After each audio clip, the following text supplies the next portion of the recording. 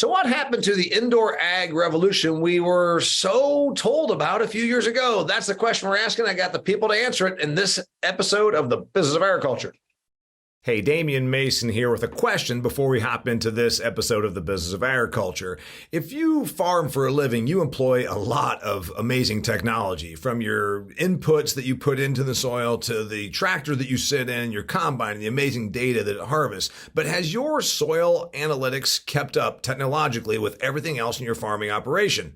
I would venture to say that no, it is not. Sure, you check for your nitrogen, your phosphorus, your potassium, your micronutrients as well. But what about disease pressure? Do you know what diseases and what pests you're going to face next year? No, you don't. But you can now figure that out with Pattern Ag's predictive analytics. Think about it. They can tell you now with testing what the likelihood of facing nasty diseases, things like cyst nematode or sudden death syndrome, what the likelihood of you having this in your field, then you know how to prepare, how to treat, and where to invest your money. It's using technology to make you bigger yields and therefore make you bigger money. Go to www.pattern.ag to learn more. They are pioneering the way in predictive agronomy.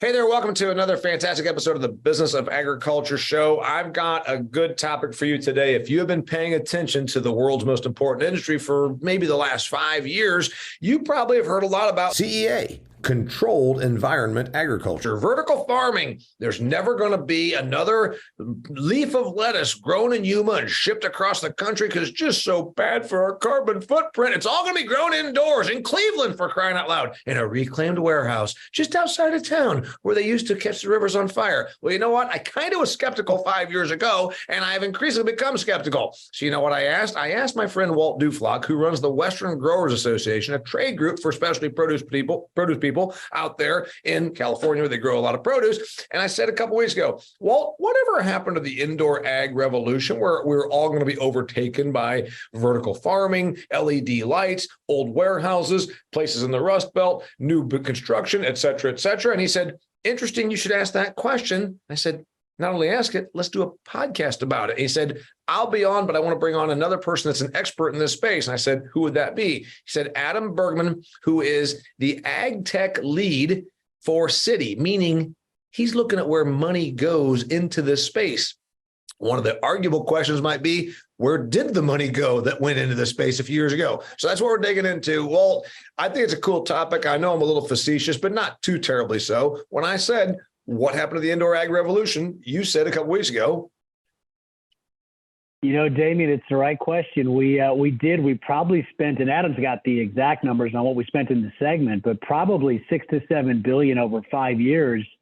And roughly 2/3 of that was for what's called vertical farming. 1/3 of that was on greenhouse. Main difference there is vertical farming, they bring a power source with them. They're the energy source. Greenhouse farming, you're leveraging the sun under glass. And so of that $7 billion, you're now seeing an awful lot of bad outcomes start to happen. And again, we can quote you chapter and verse on the bad outcomes, but a lot of folks who got 5, 6, 7, heck, 8 and 9 figure checks, it's not ending well, and it's likely not to end well. And at the high level, I'll just leave it with this thought to get it started. I think the big challenge with the space was the media went a little nuts with exactly what you said. This is going to take over farming, and we don't need those evil big farmers in Salinas and Arizona doing all the work. We'll just take it over and put it on the top of a building and things like that. And really, the media is my first group to fault because they hyped the heck out of this thing. Investors saw the hype. Entrepreneurs saw the hype. Entrepreneurs are smart. They started chasing money based on the hype. And the investors, this is the second group, I feel like, and no offense, Adam, no offense, Citi, I might get called out by a few of you guys, could have done a little bit better due diligence. This was never a greenfield opportunity. You were never going to vertical farm and deliver product to Walmart's or to Safeway or to Albertsons or to food service. You were never going to do that without trying to take away shelf space and SKU space from one of the big growers. And the fact that the media forgot that this was one of the most competitive segments in the world was just a huge miss, and it's costing everybody in the space. Okay, before we get into Adam, because I know he's the money guy, I want to point out, it probably wasn't just You brought up just because stealing shelf space from another major grower, be it in Mexico or you're the people you represent, whatever. But it's not just that. There are some just hardcore practicalities. They can grow leaves. They can grow leaves in these vertical things. And to describe it to the listener, because we get a lot more listeners who do viewers, and it doesn't matter. I'm just doing it with my hands anyhow. So if you're watching, this is not exactly an illustration. The vertical thing is like trays on sort of little belts that move around to keep them moving for the sun. Sometimes they don't move at all. But the reality is you ain't growing radishes this way. You ain't growing cauliflower this way. It's leaves. Okay, so if you go through the produce section, look at the stuff that is leaves. Kale, lettuce, 2 kinds of lettuce, 4 kinds of lettuce, chard, whatever. Cauliflower, carrots, broccoli, I can go on and on, eggplant. It's not being grown the vertical way anyhow. So it didn't take care of all of the produce section. That's one of the things. Second, the first reason you brought up, Walt, is obviously well taken. You're not going to displant or supplant, should I say. You're not going to supplant one of the major companies that's been doing this for 80 years from the Salinas Valley by you and 3 of your investor buddies tossing into a fund with Adam and building a building out in Cleveland and doing some leaves on a warehouse. Second reason is the practicality of it. You weren't doing the whole produce section anyhow. Thirdly, there's the efficiency of the production. And fourthly, I can go on and on about it. Just didn't even work at scale. Adam Bergman, I probably misspoke when I said you're in charge of you're the global head of ag tech, and that's from an investment standpoint as a managing director for Citi. Citi's I think I've heard of them. They're like one of the top 4 big 4 banks, right, in the United States. There's a touch of money that comes in, and money is looking for opportunities. Talk to me about it from that perspective after you explain your role there. Sure. So I'm the global head of ag tech investment banking. I help ag and food tech companies raise capital, including those in indoor farming. So I spent a lot of time over the last 7 years focused on this. And really what I take the perspective of, I spent the last 20 years working at the intersection of technology, innovation, and climate change. So I was early into solar, I was early into electric vehicles and looking at technology. And when I come back to look at really the questions you're asking about, I actually, media definitely is to blame, but I look at it a different way. I think we had a lot of investors come in who didn't understand the dynamics of building and scaling companies that might have a word like tech at the end of it, as ag tech does, but aren't the technology companies that we're used to seeing. They're not the companies that are doing software. They're not doing work in gaming or crypto. These are hard assets, and they take a long time to develop. And so while clearly there has been challenges in indoor farming and it's taking longer, and now we're starting to see the first raft of bankruptcies as companies didn't make it to where they could be, we're also seeing other companies that are starting to get to a point of scaling. We're seeing companies starting to get positive unit economics. And I think some of it is a timing issue. I think we and the media had a view that stuff was going to happen really quickly. But I'll go back and tell you, I started looking at electric vehicles in 2007, and we're sitting here in 2023, and maybe we're starting to see electric vehicles scale. Solar was the same thing. Solar was started in 1968 for the space program, but we didn't see it getting going to 2005, 2006. So I think a lot of it has to do with unrealistic expectations. A lot of it has to do with decisions to give companies a tremendous amount of capital before they were ready to use it, and then put unreasonable expectations on how quickly they could use it and scale.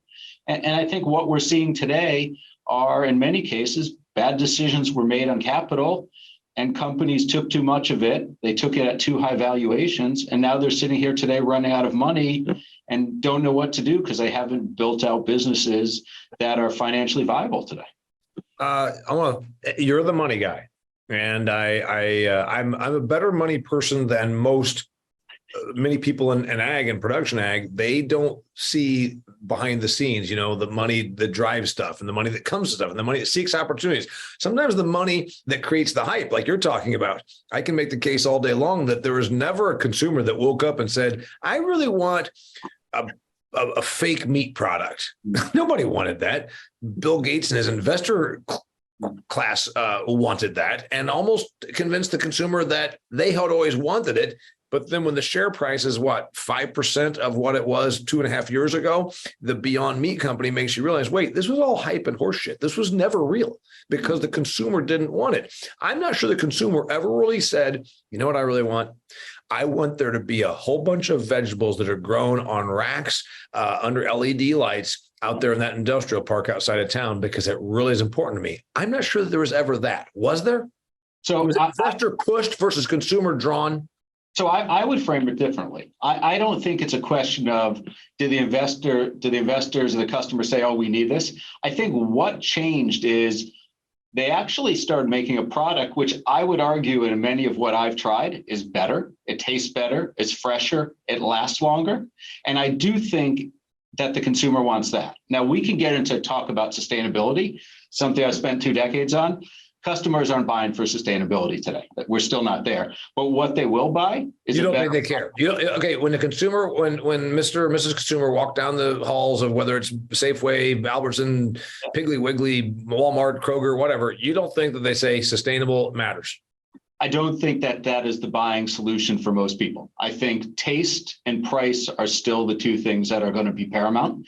And in my estimation, the stuff I taste from indoor and the first product I tried 7 years ago convinced me that this could be a viable product because it tastes better. Really?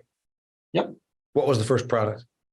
I tried one of Plenty's greens at their facility back in 2017, and it tasted better than anything I'd had. And that was the reason I looked at it and thought it was viable. It wasn't sustainability. It wasn't all these other reasons. Yeah. I said, if I taste something that tastes better than what's out there today, yep, and I know it's going to last longer because of the distribution process. Yes, it's been on the transportation for 6 days less than the stuff that comes from the West Coast or Florida or what have you, Texas. Okay. Walt was nodding his head, and I want to remind you, dear listener, if you're like driving in your car, that's what you should be doing, is listening. But if you're just like sitting around and you want to watch this, you could see how good looking we three guys are if you were watching this. So it's not just an audio podcast. It's the Business of Agriculture show, because it's not just a podcast. It's a video released on my YouTube channel. Go to YouTube and just type in Damian Mason channel. Hit subscribe. Don't cost you nothing. It's free. And I'd love you that you can see all of my episodes, but you can also see my video commentary, like when I put out my thoughts about, stuff. All right. Also, you can go to Acres TV, the new digital streaming platform for ag media created by the Hefty brothers. I'm one of like 60 programs on there, doing very, very well on that format. So you know what? Go to that platform and subscribe. It's free also. You can watch the Business of Agriculture there. All right. So Walt was nodding his head when I said the consumer never really asked for this. And you know what? Henry Ford said the consumer never, his famous quote, if he even said it, is either him or Yogi Berra. Remember, everything that somebody said was either Henry Ford, Abraham Lincoln, or Yogi Berra. If I'd asked the consumer what they wanted, they would have said a faster horse. I think somebody said that, allegedly, either Yogi Berra or Henry Ford. But you can say, well, the consumer doesn't ask for a lot of things. I really think this was investor push. This was kind of like, we're gonna do this thing and tell you that it's really good for the environment, and you're going to want it. And I think that was one of the big missing pieces of this. You blamed investors, you blamed media. I don't know, I'm placing blame. I'm just saying they kind of answered a question that nobody really, they gave an answer to a question that wasn't really there. They solved a problem that wasn't really, in most people's eyes, a big problem. Am I right? Yeah, I think that's right, Damian. And if you look at it, and Adam works with a lot of startups. I work with a lot of startups. You always look at the problem statement first, right? And if you look at the entire vertical farming set of circumstances, set of companies, your question's exactly right. What problem are you trying to solve, right? And Adam's right. Nobody's buying for sustainability. In fact, I would argue we've confused the consumer in the aisles, right? A lot. I mean, we've put locally grown in front. We put organic. We put regenerative. There was some great graphics a couple of years ago at the Organic Grower Summit where we showed off all the labeling, and it's a problem. So I think it's really hard for the consumer to find a value proposition for controlled environment ag unless it's the one Adam talked about. This product, which got here 6 days quicker, is actually better tasting and in better condition because it got to me in an hour instead of 6 days. That's a value proposition you can live with. but you don't see a lot of companies in controlled environment ag selling into that value proposition. You see a few, right? You see them selling into all the stuff I mentioned, locally grown, regenerative, all that stuff. And you mentioned it, Damian, the alternative protein space, guilty of much the same foul, right? Is that burger that you can get, just like that CEA product you can get, is it better and at a better price point for the consumer? Because by the time it gets from wherever you make it to wherever it's purchased, there's about two things in the mind of the consumer. How's that going to taste and what am I going to pay? And that, I think, is the big challenge. And you hit on it. If all we're doing is greens, why did we invest $7 billion to chase 8 billion heads of lettuce? By the way, is that the number, Adam? Is it 7 billion has been deployed? And if it is 7 billion has been deployed, is that just US? Is that North America? And since when? Yeah, so I think we've looked at it and gone, I think it's since 2015 or 16, about almost about 8 billion globally. And I'm guessing the bulk of it, Europe and here? No, most of it's here. Most of it here. Europe and Asia have had a lot less investment to date.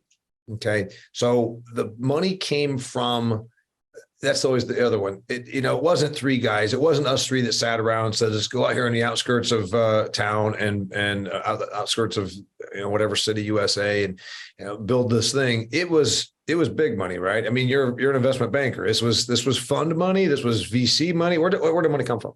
Yeah. So venture capital came from sovereign wealth funds, came from family offices, some growth PE investors. So it came from all different sources. And I'll go back to what I said before. I think a lot of it had the vision that this was a technology that was going to scale much more rapidly and was going to scale easily. And I'll just go back to one of the things I think is really important when we want to cast aspersions, because I think it's fair to cast aspersions because we're doing it in hindsight now. Wait a minute. Are you saying that there's been dispersions cast on the Business of Agriculture show? We don't do such things. We do so because it's amusing. Yeah. You mean like when I, for instance, made my crack about the feel-good effect of getting collard greens in Cleveland in January because they were grown in an old warehouse, and it made me feel so good that I paid twice as much for it. Okay, maybe I was casting dispersions, but it's amusing. I agree, but I think what's really important is people, I think, forget that ag is about living organisms. And I think what people didn't realize was scaling up technology. Scaling up solar was industrial. Scaling electric vehicles is industrial. This is not. There is biology here. And I think people didn't fully grasp how difficult this was going to be. And that's really important. Again, one of the reasons I remain positive today is because I think people are coming to understand what challenges have to be overcome. Yep. And I think the players that are going to be around going forward have realized a couple of the most important things. One, you need to actually have positive unit economics and make money. And two, you're going to have to put out a different product. And as you guys discussed it, I agree wholeheartedly. If the future of CEA is greens, it's not a compelling and it's not a particularly interesting future. I actually see a different future that's going to take berries in there, that's going to take specialty products in there, and that's going to go in different directions, because I see a future, and I think Walt will agree with me, where growing produce outdoors is getting more difficult. And climate change is showing us that every year. We went from multiple years of drought to a year of floods. And I think, as I said to someone recently, I don't know a lot of farmers who are picking up the Farmer's Almanac anymore and growing based on that, because I'm pretty confident that we've seen a change in climate that's not going to go back. So whether it's not a statement of believing in climate change, I think it's a statement of we are seeing things changing in the climate, and it's going to have an impact on ag. And I think everyone in the ag sector sees it. And I think farmers see it more than everyone else because they're the one who have to deal with the repercussions of it. Right. I want to get to, and Damian, let me just jump in. I want to get to the tech part of it. I want to get to the adjusting part of it, which is what we're talking about there. And I want to get to the tech part. Before I do, I want to ask, because he just talked about farmers and what they see. Do you see everything? More importantly, do you get your questions answered? Is the question I have for anybody out there that's a farmer. If you're an agricultural professional, do you have the answers to the questions that burden you? You can go online, can spend time, but what if you had an app on your phone that helped you get connected to people that actually have been there and done that? Right now, if I had a question about investment banking, I would hook up with Adam Bergman. If I had a question about specialty crop production on the West Coast, I would hook up with Walt Duflock. What if you don't know those people? You can. There's an app that you put on your phone. It's called AgVisor Pro. AgVisor Pro. It's an app you put on your phone. It don't cost nothing. You just put it on there. You also could become an expert. If you want to be the expert, you can then say, I know more about ragweed eradication than anybody else in the world. And you can put yourself on there as a ragweed eradication expert, and then people can seek you out. AgVisor Pro. Okay. You want to learn how to do this? You can do it. You don't even have to take my word for it. You know what? My friend Mackenzie Fingerhut, a farmer from Alberta, Canada, has this to say. We were sitting on the fence about booking the rest of our fertilizer, but after one quick session with Mo Augustito, that really just kind of gave us the kick that we needed and to finalize the rest of our booking. In a week or so, the price rallied $100-$200 a ton and subsequently saved us over $70,000. All right. That's it from AgVisor Pro. Okay. About the technology and the adjustment. Walt, you're getting ready to say something. Go ahead, my friend. Yeah, no, I couldn't agree with that and more. I think a lot of folks in the space and around the space, including the investors, Adam hit on it. I want to amplify the point. This is not going to be a technology play very often, right? It's a supply chain distribution play. It's an economics play. It's a how can you scale it play. But I still see an awful lot of indoor ag pitches that include all this fancy technology. And I have to push pause on it and say, wait a minute. And there's two unit economics. And I want to just drill down on this, right? You've got the facility economics. What does the facility cost to build out? And then you've got the store economics. What does it get to the customer at, right? And so I see a lot of decks where folks haven't worked both unit economics. You've got to build it, and we know what's happening to build out costs. They're getting more expensive. We know what's happening to power. It's getting more expensive. So the vertical farming value prop gets a lot tougher, right? As both of those costs go up. Those are the two major cost variables. Then what can you produce it, grow it, harvest it, ship it, or whatever you got to do to get it to the retailer and get it to the customer at, because that's got to be price competitive with the other SKUs already in the store. So those two unit economics are tough. This is where I think the controlled environment ag space breaks down into two segments, vertical farming and greenhouse. The greenhouse folks have done a fantastic job the last 20 years of gradually honing their craft, improving their unit economics, building under glass, growing under glass, and doing all this at better and better math. So I think within CEA, within controlled environment agriculture, there's actually going to be a pretty good battle between the greenhouse operators that are doing it under glass, controlled, but letting the sunlight provide the power, and the vertical farming folks who, as you say, have LED costs and major energy costs. So I think part of this battle is indoor farming, CEA, whatever you want to call it, versus outdoor farming. But part of it is within the indoor farming family, you've got vertical farming going up against greenhouse. And I'll be honest, if I were a betting guy, and I'm not, I would put money on greenhouse on that one 7 days a week right now. Okay, well, you're not the money guy, so we'll go to the money guy. And I've got exactly. Here's the problem. When you get good guests that actually know what they're talking about, I got like 40 questions. And sometimes you record on here with guests that aren't and I've only got like 10. I got 40. But anyway, about the money. He says he'd put his money on greenhouses versus what we call more true controlled environment or the vertical farming, the new angle on it. What about you? You're the money guy. I give you a chunk of money. I'm the New York State pension fund, and I come to you and I say, I want you to take $500 million and turn it into more than that. And then what do you do? Yeah. So I, as the money guy, I also have the ability to make decisions and split it. So I actually am bullish on both. I have a view that I can see greenhouses, which have already shown the ability to get to positive unit economics, continue to grow and scale. We've got a couple companies already in that situation. They've been very good at growing the next generation we see out today, leafy greens, but historically they've done tomatoes and they've done some other fruits and vegetables. I actually look at some of the vertical players and new crops, whether it's going to be berries, whether it's going to be specialty ingredients. The one thing I think people underestimate the vertical side, where I get really excited, is about when we see changes in availability to build out seed genetics. And what you're going to be able to build using seed genetics will be seeds that can be used under LED lights. They can be modified under the best light spectrum and grow products more effectively. And that's what gets me excited on the vertical side. So I actually see a roadmap for both of those. But today, I think it's clear that we can see the greenhouses are ahead, but I think I see a path for the verticals to also be very successful long term. All right. So we began the episode with me sort of wise-appling about it. And by the way, I'm all for all agriculture. Organic, regenerative, indoor, outdoor, CEA, greenhouse, whatever. But I did make the crack because, I've been producing this show for 6 years, and I've been speaking at ag audiences for, decades. And I've seen these things. I've seen some, frankly, come and some go. Hemp, I got pitched about hemp. Everything was hemp 4 years ago, 5 years. Everybody and their sister was throwing some money at hemp. Hey, we got to get on your show. This is the future of agriculture. We're going to take all these tobacco lands in Kentucky and turn them into hemp fields. Okay, what happened? Where is it? Well, I am wearing some Sanooks, which the fabric is made of hemp. But other than that, I haven't seen hemp anywhere. So there are some of these realities, Adam, that there's a lot of hype, there's a lot of media, there's a lot of big investors that can actually bring both hype and media. And I keep referencing the Bill Gates of the world, who was an early investor in alternative proteins, et cetera. And the thing that I go back to, though, is where did it go?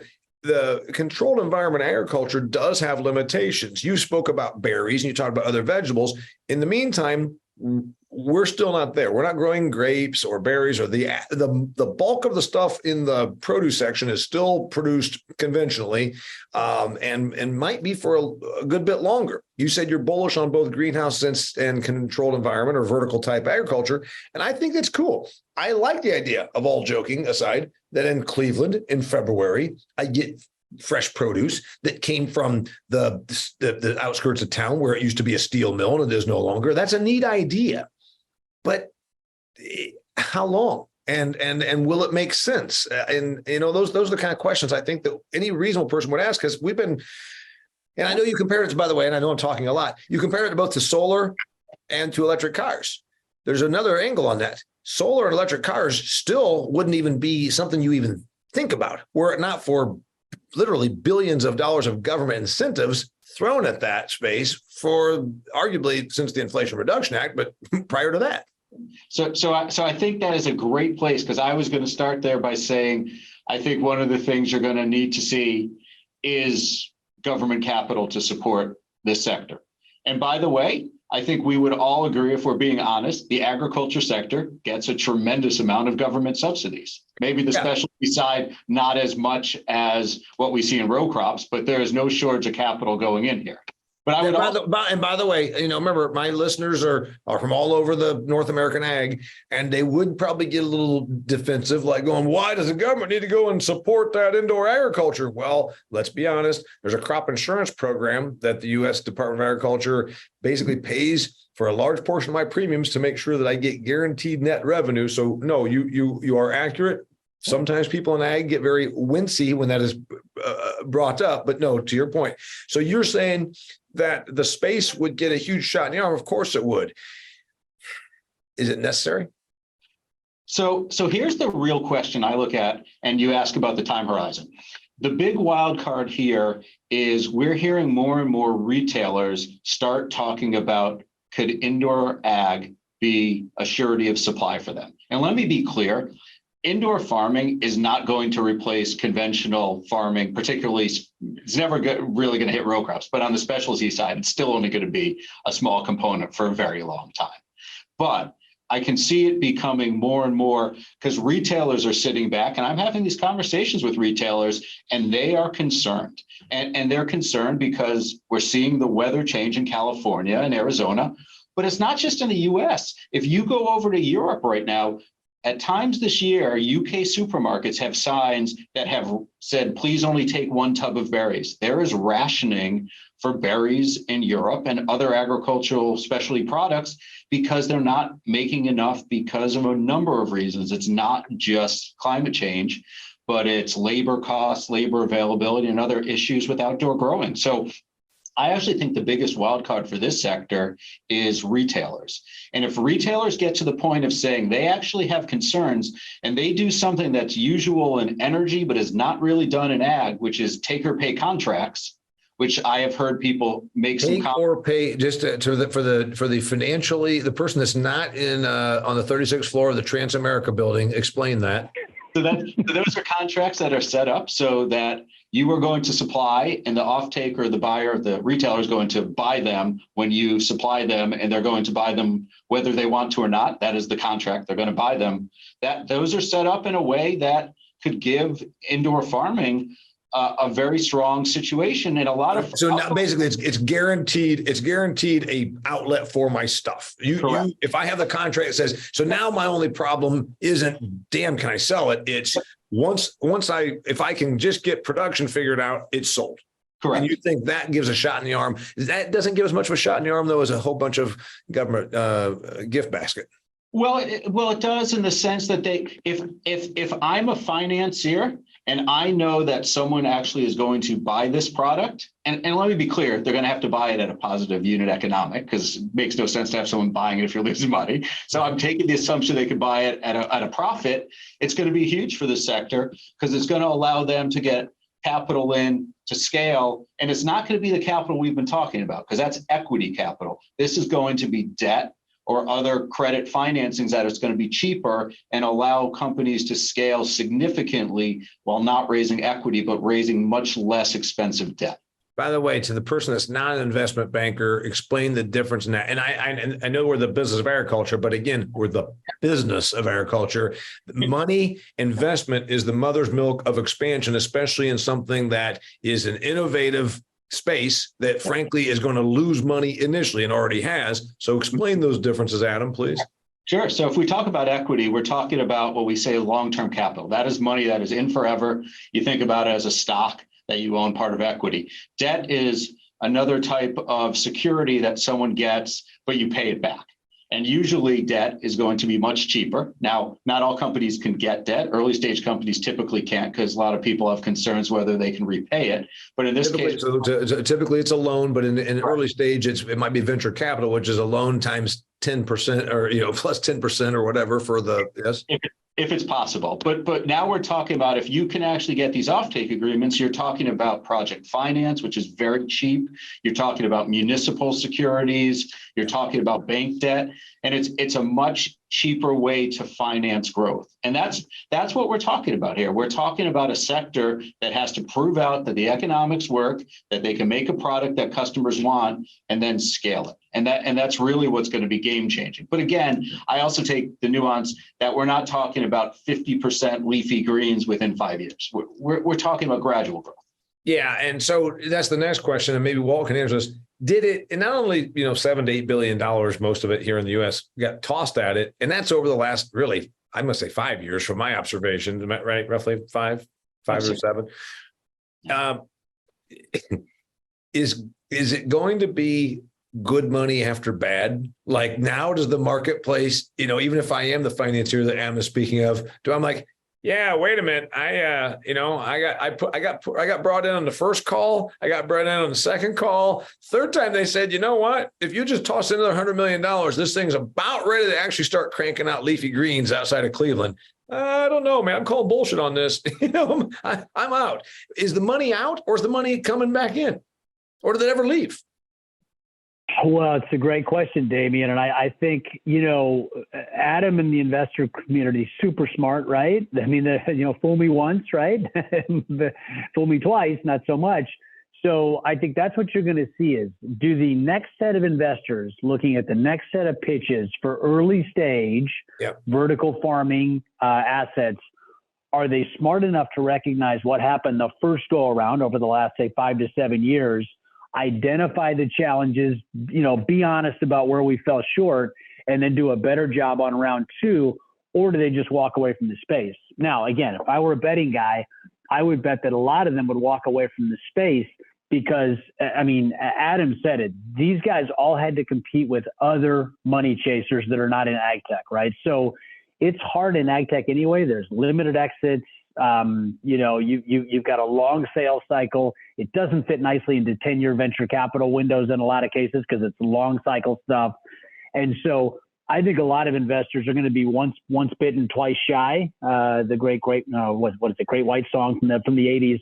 I think they're going to basically say, I'm out of here, right? I can do mobile apps. I can do enterprise. I can do e-commerce. There's a lot of spaces I can put my money and get a better outcome. So I think a set of, and Kirk Haney from Radical Growth calls them venture capital tourists. I think a lot of venture capital tourists into controlled environment ag are touristing elsewhere in the future.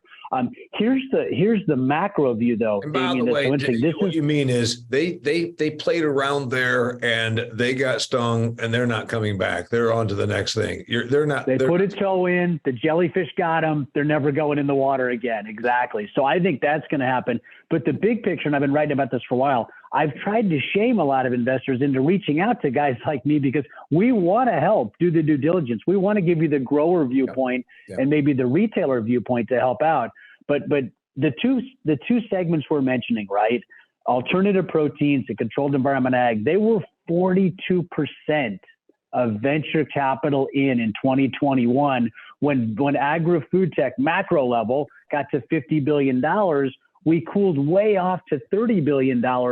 Had we as an ecosystem done a better job of helping the investors due diligence and maybe write a few less checks, maybe that crash doesn't come so quick. And now we'll see what this year brings, but I don't think it's going to be close to 50. I think it's going to be closer to 30. So we turned 50 billion in 1 year into likely 60, 65 billion in 2 years. There's going to be a lot of struggling startups chasing capital right now because it's just drying up in real time. That's the second part of the impact. You don't mean that we grew the investment. You mean that the investment poured in at 50 billion. The next year was 65 billion. And now you're saying there's going to be about half of that probably pouring in. No, not even the next year, Damian. We turned 50 billion in 2021 into 30 billion and counting in 2022. And Adam may have a forecast on what it's going to look like for 2023, but I don't think it's getting back up to 50. So Adam, there's way less money pouring into what we'd call generically ag tech. Yep. That is very true. But one thing I would say, and I agree generally with what Walt was saying, I don't think there's going to be a lot of capital coming in for early stage new technologies and indoor farming. I do think there's going to be a lot of capital, whether it's growth capital or sovereign capital, coming in to scale some of these businesses that actually have reached positive unit economics. And I think secondarily, we're going to see a point where, and we're seeing it in some countries already, where topics like food security start coming to the forefront.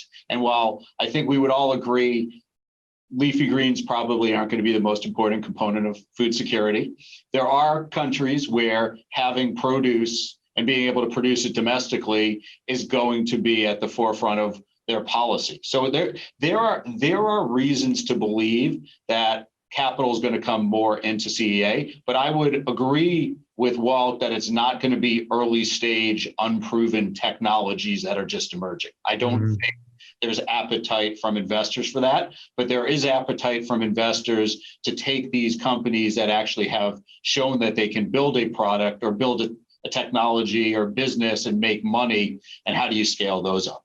All right, and I know that especially when you're the investment banker, you're good about the numbers. You also have to be a little bit upbeat and positive, but I have to play the devil's advocate here. We waste globally about 1/3 of everything that's produced food-wise.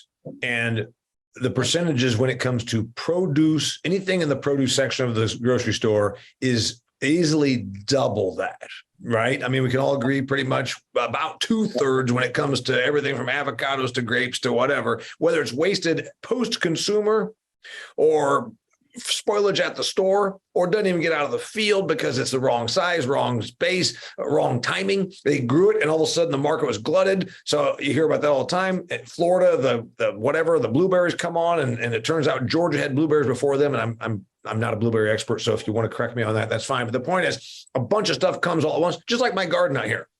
I'm excited about my first tomato. I'll be excited about my fifth tomato. There's going to be a time there for about a week and a half where we have 180 tomatoes. And so I'm not as excited about it. Anyway, can't we make the argument though, Adam, that we have already an industry that's wasting about 2/3 of what it's growing? We're answering something that wasn't really that big of a problem. We have no shortage of, I hear you talk about some climatological things, but we don't lack produce in general. I hear the thing about sometimes in London, for God's sakes, probably because of protests going on somewhere. They had strawberry shortages in London, probably because some protesters were out in the crosswalk. But the reality is we don't generally lack for produce in the developed world. Yeah, so I would say that I agree with your point about having food waste as being a huge 100%. Unless you're telling me the supply chain is going to change, I don't see that changing because I can't get through a tub of lettuce at home. I typically can't get through a tub of strawberries or blueberries. So to me, I go back to fundamentally why I believe CEA indoor farming is going to be successful is going to be it's going to deliver a better product that's going to last longer. And if it can do that and can get its economics in the right place, it's going to be successful at taking some percentage of this marketplace. Again, I don't expect it to be 100 anytime in the near future. Yeah. It might never be, but it's going to steadily grow if it puts a better product out there. And that's where I think the differentiation is. And as I play the devil's advocate only because there's so much produce already that it maybe is, again, it's answering a problem we didn't ask for. But I would say this, and this is something from a standpoint that probably nobody down the hall from you at Citi is even thinking about because they've not been in the fields and the farms like you and I have. There's probably some time when somebody said, why in the hell are we talking about growing these hogs in these barns with fans blowing on them where like they don't even go outside? Why we grow hogs just fine. I mean, it's a little different comparison, but it's not a completely different comparison. You couldn't even consider modern. You would not get a pork chop right now for $3.99 a pound if it weren't for what we did by moving the hogs into a confinement situation, say 60, 50 years ago, 40 years ago, 50 years ago. Is there a comparison to be made there? I think there is. I think there is a comparison to be made. You're going to be able to get a product made quicker. You're going to be able to hopefully get a better tasting product. And most importantly, you're going to have a consistent product. And that's really good, both from the perspective of the consumer and the picking process and what's involved there. There's a lot of value to having uniformity and consistency. And I think that's going to be a key component. Because that also lends itself to greater automation, because as I tell everybody, all the hogs weigh 285 pounds when they get slaughtered. Guess what? That means we can automate that with seeing eyes and machines, et cetera, versus that's a good point. All right. I think we should about leave it there, but I'm going to get Walt's the one that brought you on here. Walt, get me out of this episode. And by the way, if you keep bringing me great guests like Adam Bergman, you and I, man, we're going to be on a red track here. Anyway, get me out of this. We asked the question, what happened to the indoor agricultural revolution? I thought it was dead, and I'm not being mean. I've met people in this space. I thought it was dead. Adam says it's not dead. It's going to be there because he's still optimistic. There's some people that got stung really, really hard. So get me out of here, Walt. Yeah, no, I think the way we opened is the way we closed. I think there are parts of what we call controlled environment agriculture, the greenhouse parts, that are going to do okay. I do tend to hedge like Adam does. I think there will be some winners in vertical farming, but there's not going to be that many relative to the capital that went in. So, and the one that I'll call out is the one Adam had the first product of. In disclosure, I know some of the team there. He does too. But the Plenty team is one worth watching because we didn't get a chance to dive in, Damian. So I hate to tee up a new topic in the close, but the idea of genetics and creating what is an 8 to 10 week seasonal product and turning it into a 52 week a year premium price product, that is still a fascinating bet. And Adam hinted at that with the genetic stuff. So I think the wins in CEA, the wins in vertical farming, will be from novel new plays like that, where you can turn a 52 week a year premium product in, and things like that. There are few and far, right? We'll see. But the genetics companies have a big role to play. And I do think what I'm seeing is there's an awful lot of alternative sources of capital that are poking around this. If you want my headline from the podcast, the most interesting owner of the vertical farming asset is not the first guy that builds it. It's the third guy that owns it, because the second guy gets it for a deal and thinks he knows what he's doing, but he doesn't. He blows it as well. 2 years later, that guy gives it to somebody for 10 cents on the dollar who actually knows what he's doing with it. Ironically, that may be one of the specialty crop Western growers members owning that asset as a complement to their core dirt growing operation, because they want to hedge against inflation, supply chain risk, and logistics risk by owning greenhouses and vertical farming in other places. Example, the Driscoll's team has said, and Bree Ryder Smith, who's part of the Ryder family, has said, one of the big opportunities, and this is why so many of my friends in this space are in the Middle East, you can't grow over there. It's a big plane flight to get it over there. It takes a long time to get it over there. That's a great use case for vertical farming. So I think the mantra for the vertical farming guys is go Middle East, not go West. All right, Adam, you get one sentence because I like hearing you talk about money stuff. It gets my financial brain tuned in. Is he right? Should all this investment have not been in the United States? Should it have been in sub-Saharan Africa? Should it have been in places where they they fight insects? They don't have adequate insecticide, herbicide. They don't have any good. Should this indoor farming thing be happening where the people are the starvingest and the conditions are the worstest? I think some of it should be definitely the Middle East. I know you went to Wharton and you're saying, does he really think worstest is a word? No. I would say this. I think going to the Middle East makes a lot of sense, but I actually think the U.S. market makes more sense because consumers here are still looking for a better product, for fresher, healthier, more nutritious produce that's grown sustainably and tastes better. And I think you can get that out of indoor farming. Yeah. And also the money's probably here to support it in its infancy, whereas it's not in those places over there. That'd be my thought. All right. And by the way, they did tee up a great topic. They teed up a great topic that we're going to come back and talk about maybe another year from now about the genetics that have changed to make indoor farming even more viable, or more importantly, more value added, to Adam's point. His name is Adam Bergman. If you want to find him, I don't even know if he'll take your call. He's kind of a big shot. He's with Citi. He's the global head of ag tech for the investment banking side of Citi. And then Walt Duflock. He's with Western Growers Association. He's also a member of the Business of Ag Success Group. You should be too. It's only $99 a month. You get a network with people like me and Walt and other great folks that bring in cool experts to talk about topics every other week on a Zoom call. Till next time, thanks for being here, Walt. Thanks for being here, Adam. Pleasure. Thank you. I'm Damian Mason, and this is the Business of Agriculture. Hey, thanks for being here. This episode of the Business of Agriculture was brought to you by Pattern Ag. You've heard me talk about Pattern Ag because I think it's a pretty cool concept. New technology that allows you to predict the problems you're going to have and therefore treat them before those problems cost you money. What kind of problems am I talking about? Pests and disease. Things like cordon rootworm, sudden death syndrome, cyst nematode, and a whole bunch of other bad things that happen out there in the field that can cost you money. Guess what? Pattern Ag will let you find out ahead of time if the disease or the pest pressure is there, and therefore you're treating it before it costs you any money. What a great concept. Go to pattern.ag, that's www.pattern.ag, to learn more about their product, their technology, how it can make you money, save you yield, and also where you can find a rep that can come out there and do the work for you. Pattern.ag.